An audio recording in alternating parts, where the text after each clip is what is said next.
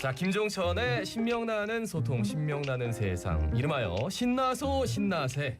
자, 부산 가톨릭대학교 김종천 특임교수 스튜디오에 함께합니다. 어서 오십시오. 어서 오십시오. 네, 안녕하세요. 예, 오늘은 이제 다문화에 대해서 우리가 한번 얘기를 해보자 이런 말씀인데, 사실 다문화라는 용어도 얼마 전까지 이제 유행을 했고 지금도 쓰고는 있는데 이 선뜻 이렇게 입에 딱 붙느냐 그것도 아닌 것 같고, 다문화라는 용어를 정확하게 좀 의미를 짚어주신다면요. 네, 뭐 보통 우리가 지금까지 다문화라고 하면 주로 이주민을 지칭하는 의미로 그 대상자만을 생각해 왔던 것 같습니다. 네네. 하지만 이 다문화라는 개념 자체는 이 다민족, 다인종 혹은 다언어 등을 여러 개 문화가 합쳐져서 어우러진 개념을 설명하게 한 것이거든요. 그래서 이제 다문화라는 의미는 특정한 사회에서 다양한 집단의 문화가 함께 공존할 수 있고 존중받을 수 있는 것을 지칭하는 개념으로 보시면 될 것 같습니다. 예. 근데 사실은 이제 이 다양한 문화가 함께 공존한다는 게 이게 쉬운 일은 아니다 아닙니까? 맞습니다. 말처럼 쉽지가 않은 게 이 다양한 집단의 문화가 함께 공존하려면 그 차이나 다름에 대한 서로 이해와 존중이 있어야 되거든요. 네네. 그 속에서 또 새로운 문화로 발전할 수도 있습니다. 하지만 현실에 있어서는 각자의 어떤 문화의 어떤 정체성이라고 그럴까요? 생활 양식, 어떤 자신들이 가지고 있는 가치관이나 태도 등으로 인해서 좀 문화적 갈등도 빚어지고 충돌도 일어나는 것이 뭐 현실이 아닌가 싶습니다. 예. 그러니까 존중하면서 살아야 되는데, 맞아. 우리 다문화라는 거는 참 여러 가지 좋은 의미를 담고 있는데 막상 이제 같이 부대끼고 살아가는 게 좀 쉬운 일은 아닌 것 같아요. 그죠? 그렇습니다. 뭐 왜냐하면 뭐 이게 주류 집단이 있고 비주류 집단이 있지 않습니까? 네, 어느 사회든 그렇죠. 예, 네. 다수 집단이 가지고 있는 어떤 주류 문화가 또 비주류 문화에 대해서 때로는 잘 존중한다고 하지만 또 편견이 발생될 수도 있고 차별이 발생될 수도 있거든요. 비근한 예로 좀 오래됐습니다만 프랑스에서 나름대로 다문화 정책을 성공적으로 이뤘다고 했음에도 불구하고 2005년 11월에 그 많은 이주 무슬림 그 뭐라 그럴까 국민들이 이주민들이 예. 나름대로 폭동을 일으킨 적이 있습니다. 뭐 자세한 말씀을 못 드리지만 그로 인해서 프랑스의 어떤 다문화 정책이 상당히 위기에 봉착한 적도 있고요. 그렇게 하면 폭동이 일어나면 이제 사람들의 생각이 확 달라지죠. 맞습니다. 뭐 저희 국내에서는 아직까지 폭동은 일어나지는 않았습니다만 가장 최근에 그 대구의 그 경북대학 학생들이 이슬람 사원을 그 인근에 지으려고 하는데 그 지역 주민들과 갈등을 빚고 그것을 지자체와 교육부가 나름대로 좀 서로 핑퐁 게임으로 책임을 전가하는 이런 거 봐도 하면 이게 뭐 현실적으로 봤을 때 여러 가지 부딪히는 일들이 비일비재하는 것 같습니다. 네. 예, 사실 뭐 우리나라도 예전에 보면 아메리칸 드림의 꿈을 안고 외국에 특히 미국으로 LA 그쵸. 이민하기로 그때 많이 흑인 하고 폭동 뭐 그때 생각나요. 맞습니다. 예. 그러니까 지금 뭐 세계화 시대다 보니까 사실 좀 이렇게 잘 사는 나라 중심으로 이민자들이 많이 떠나는 게 사실은 뭐 자연스러운 현상 아닙니까? 네. 근데 다문화 사회 역사는 어떻습니까? 뭐 크게 두 가지로 볼 수 있을 것 같습니다. 뭐 국가 형성 자체가 다문화 이민으로 시작된 국가들이 네, 뭐 네. 미국이나 네, 네. 캐나다나 호주 같은 경우는 이민으로 시작했습니다만 이 다문화라는 정책을 받아들인 것은 불과 한 50년쯤 된 것 같습니다. 1970년 이민은 했지만 네, 그렇습니다. 이거에 관련된 뭐 정서적이나 네네. 문화적이나 이 정책이나 이런 것들이 그렇습니다. 반영된 게 네. 50년 전. 예, 한번 70년대부터 시작됐고요. 네네. 그 이후에 이제 처음에는 국가 자체는 뭐 다소 더 비교적 동질적인 민족 국가로 시작했습니다만 경제적인 이유로 이주민을 받아들이기 시작했던 그 서구 유럽, 뭐 영국이나 프랑스나 독일이 또 다문화 정책의 뭐 그 다음 분류로 볼 수 있지 않나 싶습니다. 네네. 그 이민으로 이제 국가 형성 초기부터 다문화의 개념을 접한 경우, 그 이후에 받아들인 국가들 간에도 글쎄 어느 정도 차이가 있을 것 같아요. 많이 차이 있습니다. 아무래도 네. 이제 이 여러 문화가 섞여서 서로 존중받으려면 시간이 필요하거든요. 그래서 뭐 미국이나 호주나 캐나다는 상당히 안정화되어 있습니다. 간혹 뭐 폭동도 일어나고 갈등도 있다지만 그 사회가 서로의 문화를 존중하는 우리 표현을 샐러드볼로 표현하더라고요. 샐러드를 만들 때 여러 가지 야채가 들어가도 그 야채 고유의 맛을 존중하는 고유한 문화를 존중하는 이런 이제 문화가 다문화의 어떤 사회의 정책으로 저희가 받아들일 수 있거든요. 근데 초기에 미국이 그렇게 하지는 않았습니다. 용광로처럼 다양한 인종들을 모아서 백인화 동화 정책을 주로 강화시켰거든요. 그러다 보니까 갈등이 생겼고 지금은 상당히 안정화돼 있는데 그 이제 두 번째로 분류된 서구 유럽 아직까지 늦게 이제 다문화 정책을 받아들이다 보니 아직까지 좀 다소 불안전한 면도 있는 것 같습니다. 예. 네. 그럼 아까 언급하신 나라 중에 이제 세계 최고의 다문화 선진국으로 알려진 호주는 어떻습니까? 호주가 이제 저희하고도 좀 가깝게 있고 또 많은 그 2019년도에 호주에 보니까 한 4만 6천 명 정도가 그 유학생을 받아들이고 있는데 코로나 때문에 60명으로 줄어드는 적이 있습니다. 네네. 그로 인해서 뭐 호주에 많은 그 정규직 근로자들이 해고하는 사태가 있었고 그만큼 어떤 개방적으로 많은 이주민들 받아들이고 있는데 호주의 그 인구의 반이 해외에서 출생했거나 혹은 부모 중에 한 사람이 외국에서 출생한 대표적인 이민 다문화 사회라고 볼 수 있습니다. 그래서 호주 국민 자체도 10명 중에 9사람이 이 다문화가 상당히 우리 국가에 도움이 된다라고 할 만큼 자부심이 좀 강한 편인데 네네. 그래서 인구 성장률의 50%를 이주민들로 채우고 있거든요. 뿐만 아니라 이제 시민권을 가장 쉽게 받을 수 있는 나라 중에 하나가 호주가 아닌가 싶습니다. 진짜 호주 많이 가시더라고요. 우리나라 네, 분들도 그렇습니다. 뭐 이민도 가시고 네.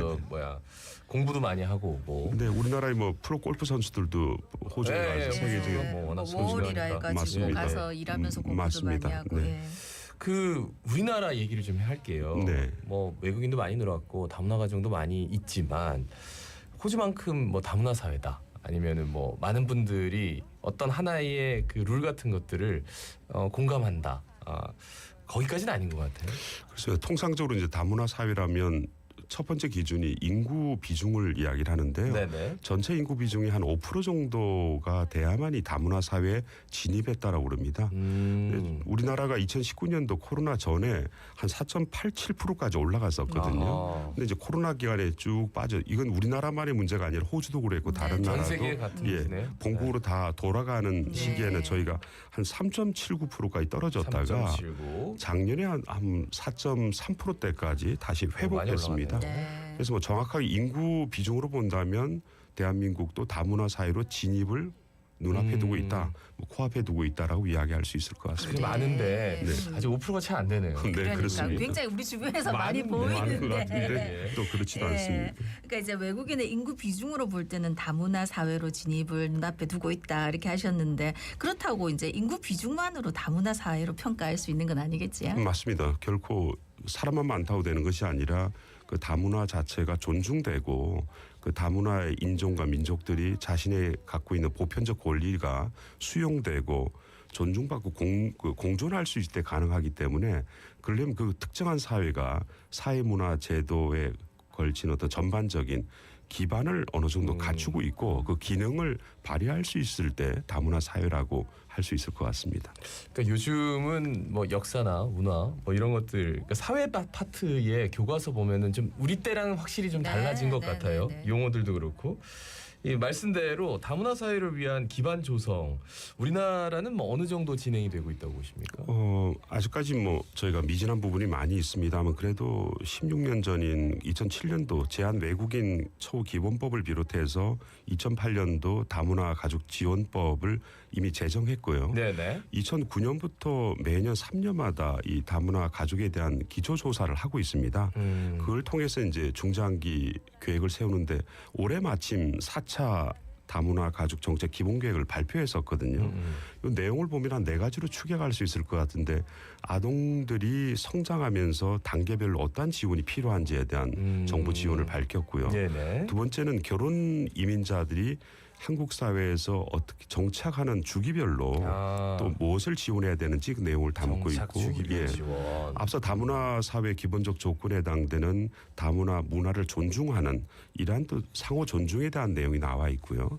마지막으로 이제 다문화 가족 정책을 추진하는 데 필요한 기반 조성을 이 내용에 다루고 있습니다. 네. 하지만 이 정책적으로는 그러고 있습니다만 뭐 저나 많은 분들께서 이 다문화라고 하면은 어떤 통합과 공존이라는 개념보다 우리와 다른 구분짓는 어떤 별개의 집단으로 생각하는 게 아직 정서적으로 네. 좀 예. 지배적이지 않나라고 생각됩니다. 그러니까 제가 어떤 행사에 갔는데 네. 행사 제목이 다문화 가정과 일반 가정이 함께하는 거. 저 깜짝 놀랐거든요. 그렇죠. 아, 네. 이러면서 그러니까 이게 바로 방금 아. 말씀하신 우리 문화와 구분하고 경계짓는 수준에 머물러 있다는 얘기 일반이라는 아닙니까? 그거는 표현이 그러면 예. 어떻게 안 바꾸는 되는데. 게 좋겠습니까? 아니 저는 그냥 모든 가족이 함께하는 아니면 그냥 가족 한 마당 이렇게 하면 되는데 굳이 왜 아니, 그러니까 그거를 다문화 가정이잖아요, 다.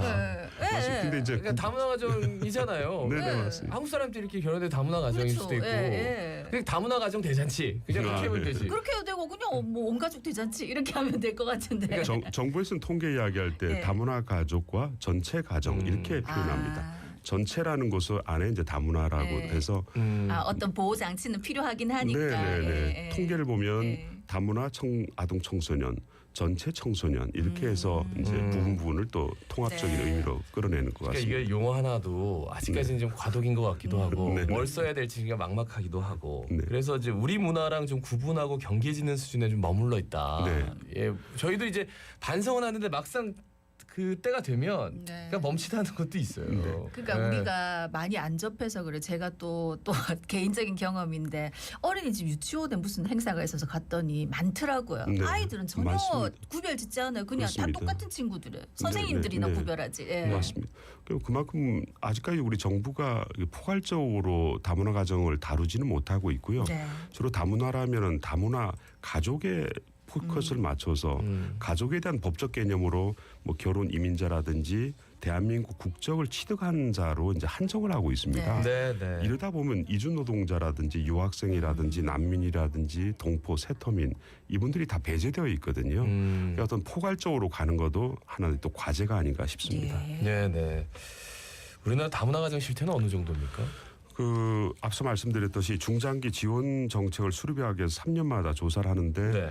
가장 최근 조사가 2021년도에 있었습니다. 그러니까 그 3년 전에 2018년에 비하면 그 전체 인구는 가구원 수가 한 12% 정도 늘어나서 한 112만 명 정도고요. 네, 네. 아동 청소년 수는 한 29만 명 정도 됩니다. 네, 네. 그만큼 늘어났을 때 있는데 이제 정착 기간이 이제 15년, 20년 되다 보니 이 아동들이 성년이 됐는데 19세 이후에 아동 청소년에 대한 통계는 아직까지 없습니다. 아, 2차 통계 필요하군요. 네, 없죠. 얼마 전에 맞죠. 그 정부 발표 때도 어느 기자분이 질문을 하셨는데 정부에서 앞으로 통계는 그것까지 포함하겠다라는 네. 발표도 있었을 만큼 아직 그렇네. 자료는 아직은 없습니다. 예. 그러니까 우리나라 다문화 가정이 겪는 제일 큰 어려움은 뭐가 있을까요? 어떨 것 같습니까? 저는 솔직히 언어가 아닐까. 그렇습니다. 이제 싶은데. 사실 뭐 새로운 환경에 가면 가장 어려운 게 언어인데 예. 언어가 말은 할 줄 알지만 그 언어에는 문화가 포함되어 있지 않습니까? 네. 그 학교라든지 한정된 내에서는 통하지만 일반 생활 속에서 우리가 왜 은어라는 단어라든지 방언이라든지 이런 걸 쓰면 잘 못 알아듣거든요. 네. 이라는 언어적 어려움이 이주민들이나 아니면 이 다문화 가정의 부모님이나 아이들이 겪는 네네. 가장 큰 어려움이고 네. 그로 인해서 이제 경쟁력이 떨어지는 거 아니겠습니까? 그러다 보면 이제 경제적 어려움이나 외로움을 겪는 이 세 가지가 주요 어려움으로 이야기를 하고 있습니다. 하지만 다행스럽게 3년마다 조사한 결과를 보면 차별을 받는다라는 그 퍼센테이지가 계속 줄어들고 네. 있고요. 이게 뭐 차별 같은 경우는 3년 전보다 한 반 정도 줄어들었고요. 또 아동들이 이제 처음에는 아동들이 별로 많이 없다 보니 고민 상담이 주로 엄마 아빠였거든요. 이제는 이제 또래 집단도 있고 선배가 네. 있다 보니 가장 많이 상담과 어떤 친구를 뭐랄 고민 상담을 하는 대상자가 이제 부모가 아니라 선배나 친구로 이제 바뀐 것이 또 하나의 네. 중요한 특징 중에 한 가지인 것 같습니다. 네. 아까 말씀 들어보니까 확실히 이제 조사 결과에서 나왔지만 경제적인 문제 그리고 언어적인 문제. 근데 이게 어떻게 보면은 기본적으로 바탕에 이제 교육 수준. 맞습니다. 예, 이게 분명히 바탕이 돼야 되는데 그 아무래도 언어와 교육 문제에 좀 집중이 돼야 될 것 같네요, 그죠? 뭐 제 주위에도 아까 뭐 그 개인적 경험도 말씀하셨습니다만 주위에 그 뭐 대학원을 다니고 뭐 석사 박사를 하는데도 그네들이 직접 자기 아이를 학습을 지도하는데 어려움이 있답니다. 네. 특히 뭐 수학 문제를 푸는 어려움이 있다 해서 네네네. 결국 방과후 학습을 보낼 수밖에 없는 그러다 보니까 대학 진학률도 전체 아동 청소년의 진학률에 비해서 다문화 가정 아동 청소년의 진학률이 한 30% 낮습니다. 네. 이게 아마 언어적인 문제 또 그로 연결된 학습의 능력, 성취도의 문제가 있지 않나 해서 정부가 그 전국에 있는 한 211개 가족센터를 통해서 네네. 그 언어 지원을 하고 있고요. 부산에도 가족센터가 11개 있습니다. 10개 있습니다. 네네. 그다음에 이제 다문화 가족 지원센터가 4개 있거든요. 이걸 통해서 이제 이중 언어를 비롯해서 많은 지원을 하고 있습니다. 현재. 네, 앞으로도 사실 다문화 가정에서 태어난 아이들은 어떻게 보면 축복받은 것 중에 하나가 이중 언어를 배울 수 있다는 거 아닙니까? 그렇습니다. 그런데 예. 이제 그걸 제대로 오는 우리나라 다문화 가족들이 이제 동남아시아나 이제 오다 보니까 그걸 발휘하지 못하는 게 좀 안타까운 거고요. 영어권에서 오면 이중 언어로 발전하는데 네. 뭐 오히려 베트남- 이제 예. 친구들하고 어울리려고 우리나라 말은 이제 그 열심히 이제 배우는데 말은 열심히 예. 배우는데 일부러 안 써가지고 그렇습니다. 그 장점을 제대로 못 그런 게 살려서 있겠군요. 거기에 대한 자부심도 많이 심어줘야 될 예, 필요가 있겠습니다. 예. 끝으로 한 말씀 남겨주십시오. 짧게. 뭐 저희가 지금 이 순간에도 다문화 이주민들이 국내에 많이 들어오고 있거든요. 네네. 시대적 흐름을 거스를 수는 없는 것 같습니다. 그래서 그에 맞는 의식 수준의 변화도 있어야 될 것 같고 다양한 문화에 대한 차이점을 우리가 인식할 수 있는 또 그에 비하는 지식이나 의식, 문화, 이게 수용성이 지속적으로 뒷받침이 돼야 되지 않을까 싶습니다. 네. 예, 막연했는데 조금 구체적으로 머릿속에 이렇게 쏙쏙 정리가 된 것 같아요. 아니, 오늘 감사합니다. 다문화 가정에 대해서. 말씀 잘 들었습니다. 고맙습니다. 고맙습니다. 감사합니다. 예, 부산가톨릭대학교 김종천 특임 교수였습니다.